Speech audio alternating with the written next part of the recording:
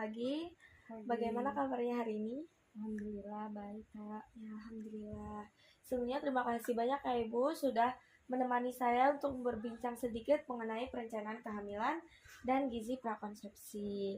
Sebelum itu, perkenalkan nama saya Siti Nur Nabia Imron. Ibu bisa memanggil saya Nabia. Sebelumnya saya boleh tahu nama Ibu? Nama aku Rina, Kak. Oke, Ibu Rina.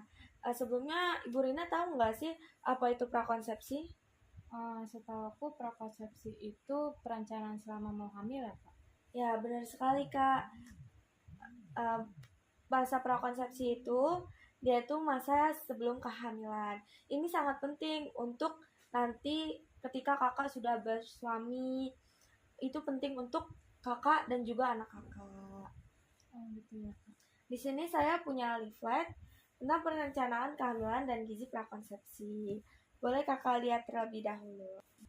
Nah, ada apa sih rencana kehamilan itu? Perencana kehamilan adalah langkah bijak untuk memastikan ibu dan bayi dalam kondisi baik. Banyak wanita yang baru menyadari kehamilannya itu sudah berminggu-minggu atau bahkan sudah berbulan-bulan ya Kak ya. Padahal minggu-minggu awal kehamilan itu sangat krusial bagi perkembangan janin. Di sini ada perawatan sebelum hamil, prakonsepsi, itu juga sangat penting bagi ibu dan bagi anak juga. Yang pertama itu meningkatkan kesuburan. Yang kedua itu ada menjaga kesehatan janin, biar janin itu tidak cacat ataupun terkena penyakit apa gitu Kak. Setelah itu ada mencegah komplikasi kehamilan. Nah, di sini ada kita itu harus menjaga gizi seimbang sebelum kehamilan. Nah, gizi itu seperti dasar kesehatan reproduksi. Nutrisi yang baik sebelum kehamilan itu dia itu dapat membantu yang pertama itu pertumbuhan tubuh. Nutrisi cukup membantu persiapan kondisi fisik wanita agar kuat menghadapi kehamilan, terutama pada organ reproduksi. Yang kedua itu produksi hormon. Hormon-hormon reproduksi seperti estrogen atau progesteron itu membutuhkan lemak sehat dan protein seperti zinc, selenium, ataupun vitamin B. Dia itu agar diproduksi secara optimal. Selanjutnya itu dia itu mencegah anemia dan bawaan cacat. Nah, kekurangan zat besi ini sangat dapat menyebabkan anemia, Kak. Sedangkan defisien asam folat itu sebelumnya dan awal kehamilan itu sering terjadi. Nah, ini tuh dapat menyebabkan cacat taraf tabung, seperti spina. Di sini ada konseling gizi. Konseling gizi itu dia itu proses edukasi personal oleh tenaga profesional, yaitu ahli gizi atau tenaga kesehatan terlatih, untuk membantu individu mencapai status gizi yang optimal.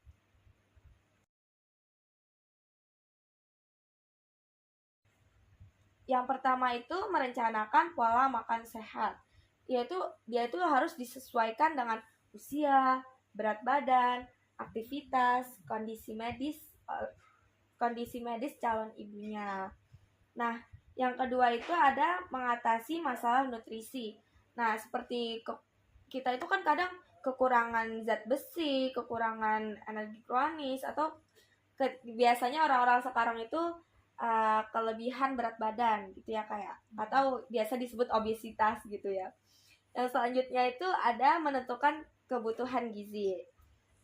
Nah, setiap wanita itu berbeda kebutuhan gizinya, Kak. Seperti kebutuhan energi, protein, vitamin, dan mineral. Dia tuh harus dihitung berdasarkan kondisi.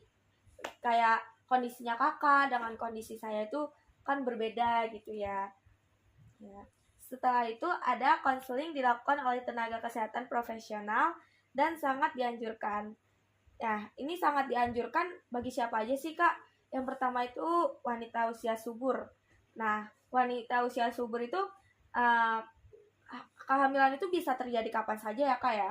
Mereka itu pada wanita usia subur itu mereka perlu siap secara nutrisi. nggak hanya secara fisik saja, tapi nutrisi yang kita makan dia tuh harus terjaga. Yang kedua itu pada pasangan pranikah, ini yang baru-baru nikah ini, dia tuh memastikan keduanya itu siap menghadapi kehamilan yang sehat. Ya. Yang ketiga itu ada pasangan yang merencanakan kehamilan, yaitu waktu terbaik untuk mulai memiliki pola makan adalah minimal 3 bulan sebelum kehamilan. Jadi 3 bulan sebelum kehamilan itu kita itu harus udah makan makanan yang bergizi, atau bisa kita itu mulai dari sekarang. Nah, sebelum perencanaan kehamilan itu kita harus makan makanan yang bergizi itu sekarang. Nggak boleh keseringan makan junk food atau minum minuman manis. Itu boleh Kak, cuman jangan keseringan aja. Nah, selanjutnya ini ada zat gizi penting pada masa prakonsepsi. Nah, ada beberapa jenis zat gizi yang perlu dikonsumsi pada sebelum prakonsepsi. Yang pertama itu ada karbohidrat. Karbohidrat itu berfungsi untuk energi dan fungsi organ. Dia itu bersumber dari beras merah, kentang, pisang. Terus selanjutnya itu ada protein. Protein itu berfungsi untuk pembentukan hormon dan jaringan. Sumber-sumber itu dari telur, daging, tempe, kayak seperti itu. Selanjutnya ada asam folat. Asam folat itu dia itu berfungsi untuk cegah cacat tabung saraf. Nah, itu sumbernya itu dari sayur hijau seperti bayam, kangkung, seperti itu. Terus habis itu ada kacang. Kacang itu biasanya kayak seperti kacang polong, kayak gitulah ya. Habis itu ada jeruk. Selanjutnya ada vitamin B12. Nah, dia itu berfungsi untuk perkembangan saraf. Nah, dia tuh sumbernya itu dari mana aja sih? Dari daging, susu, telur, itu. Selanjutnya itu ada vitamin D. Vitamin D itu dia tuh untuk imunitas dan tulang. Imunitas itu biar imunnya itu nggak mudah lemes, pucat, apalagi seperti itu. Dia tuh sumbernya itu dari ikan salmon, susu, sinar matahari. Apa sih Kak maksudnya sinar matahari itu? Kita itu kayak pagi-pagi tuh badan kita tuh kayak harus dijemur, bukan dijemur kayak seperti pakaian gitu, bukan.